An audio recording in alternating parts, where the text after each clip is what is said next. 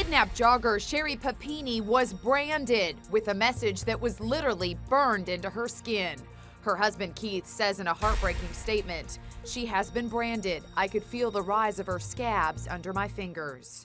I would think that that was some sort of either an exertion of power and control and or maybe some type of message that the brand contained. Did they say something, or was it a symbol? It is not a symbol, but it was a message.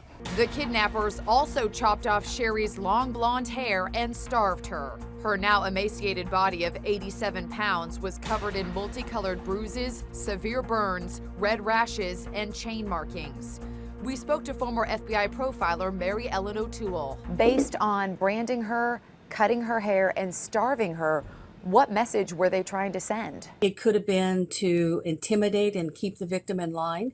It could have been to demonstrate to people once she was released and found that, these are very dangerous individuals. After all this, why would the kidnappers give her up? It's one of those inconsistencies that makes no sense. You hold on to somebody for a very long period of time. There's no contact with the family, so it doesn't appear that money's the issue. And then there are injuries to the victim, an injury pattern that sounds very severe. And then at the end of all that, you almost enable the release of this person. One key question, was Sherri targeted or was this a random abduction? They'll speak to her and learn everything they can about her, about who her friends are, her habits, her lifestyle, and so forth. So they'll be able to determine, was this someone that she knew who specifically targeted her and just her?